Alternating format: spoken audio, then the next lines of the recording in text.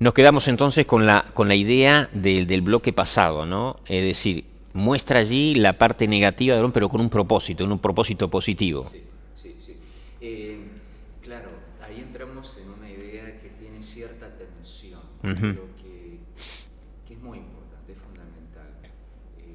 La terrible caída que tuvo Aarón, por un lado nos muestra la miseria Ujú. que tenemos como seres humanos.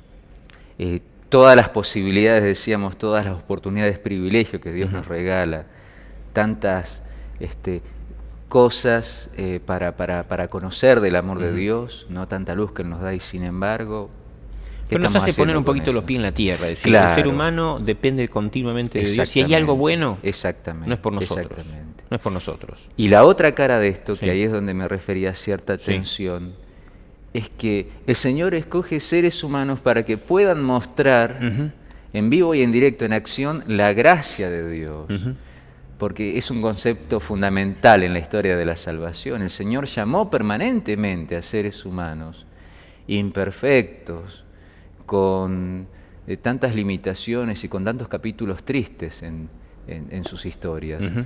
Eh, es como que el Señor decide necesitar de nosotros. El Señor es todopoderoso y Él podría, sabemos, así hacernos conocer la verdad, pero el Señor sigue un proceso y en ese proceso llama a seres humanos tan imperfectos como nosotros para que podamos Ujú. ser instrumentos de su gracia y mostrar que a pesar de nuestras caídas, tan profundas tristemente a veces, eh, La perfección la hallamos en Cristo, o la exactamente, alcanzamos en Cristo, y esa es la sí, y realidad. que para nadie podemos decir que su caso está Claro. perdido. En la Biblia no se muestra, digamos, el pecado para avergonzar, sino para hacernos tomar conciencia de las oportunidades que tenemos, del amor Sí, misericordioso de sí, Dios sí. y de este privilegio, ¿no? El Sí, sí, sacerdocio. sí. Y aquí, sí. Perdón, y cuidado con esta idea peligrosa que se podría desprender de esta tensión Ujú, que ujú. traté de plantear. Dios tampoco necesita del pecado para demostrar No, ujú. su amor, Es cierto. ni la historia de la salvación necesitó nunca del pecado para mostrar cuán grande es la misericordia del Señor. Ujú. Pero sí, en la situación en que estamos y que hemos caído como humanidad, el Señor utiliza esto para Exacto. bendición y Ujú. para que se pueda ver en nosotros cuán grande es el poder y el Qué amor lindo. de Dios. El autor presenta allí el día lunes, versículo Éxodo 28:1, dice, harás llegar delante de ti a Aarón tu hermano y a sus hijos consigo. Y ahí entonces dice, para que sean, ¿qué? Dice, mis sacerdotes. Así que Dios tomó, ¿cierto?, a Aarón primero como portavoz, o después toma a Aarón como sacerdote, Sumo y el sacerdote. linaje, ¿cierto?, de él, la descendencia de él, como ciertos, siguiendo el mismo ministerio, ¿no? Y entonces coloca allí el autor, dice, el sacerdocio levítico se estableció durante la Ujú. peregrinación. Quizás podamos explicar en pocas palabras lo que significaba el sacerdocio dentro del plan de salvación. Venían todas las fiestas ceremoniales, venía todo el servicio del santuario, medio complicadito, pero a ver si vos podés me echar un poquitito. Lo que yo resaltaría, Ujú. Roberto, es que en este programa, Sí, ¿sí? Eh, fan- fantástico, maravilloso, sí. que Dios le da a su pueblo para que puedan conocer más claramente, con una metodología audiovisual, Ujú, vivirlo ahí, ujú. ¿no? Está Para bueno. entender el plan de salvación en este programa de aprendizaje Claro, que Dios le da a su pueblo, todo señalaba hacia Cristo, claro. todo hacia el Cordero de Dios que Sí, sí, quitaría el sí, sí. pecado del mundo. Y el sumo sacerdote era un tipo de Cristo, Claro. un sumo sacerdote, el sumo sacerdote desde su función, desde sus funciones, pasando por todos los detalles de su vestimenta y terminando en cada actividad que tenía que desempeñar, en cada oficio, Ujú. todo apuntaba a entender mejor el plan de salvación en Cristo. ¿Qué haría, qué hace y qué hará Cristo finalmente para redimirnos del pecado? Qué bárbaro. Quiere decir que en ese sentido, entonces, estamos hablando acá, el sacerdocio seríamos nosotros, no ya la figura, ¿cierto? No el tipo de Cristo, sino nosotros, siendo allí como que canales de salvación para llevar a la gente a Cristo. Claro. ¿No? El tipo encuentra su cumplimiento en el antitipo, en Cristo. El santuario encontró su pleno cumplimiento, luego la palabra de Dios nos hace mirar hacia el santuario celestial, el verdadero tabernáculo levantado no con mano humana, sino por el Señor, porque allí se sigue desarrollando el ministerio del sumo sacerdote celestial, y nosotros ahora podemos participar como real sacerdocio, pueblo escogido por Dios, en ese ministerio. Te leo algo y entonces después te preguntaría qué pasaría si no tendríamos sacerdotes, si nosotros no seríamos sacerdotes, vendría a ser qué pasaría, qué diferencia habría. Pero leo algo cortito, dice allí, segundo párrafo del día lunes, si ustedes me acompañan, resaltamos un poquito y cerramos lo que veníamos mencionando. Dice, como ya vimos, día lunes 25, lección 5, el sacerdocio, segundo párrafo, dice, como ya vimos, a pesar de la enormidad de su pecado, Aarón fue escogido por Dios para ser el primer jefe del nuevo sacerdocio.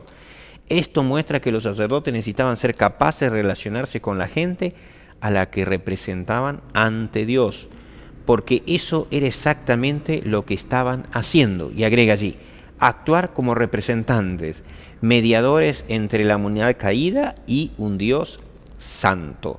Aarón, como ser humano caído, podía relacionarse con los seres humanos caídos, a quien debía que representar. ¿Qué pasaría si nosotros no seríamos, si no habría esta posibilidad de ser todos, ¿cierto?, de tener el sacerdocio real, ¿cierto? ¿Qué diferencia habría? ¿Podríamos tener el tema de la entrada al trono celestial? ¿Podría haber allí, habría otra necesidad? ¿Cómo lo ves vos? Primero me cuesta imaginarme, Roberto, otra alternativa. Bueno, cuando uno gusta de esta ya es complicado, y saber que si la hizo Dios es lo mejor, ¿no? Claro, ¿y quién puede conocer la mente de Dios?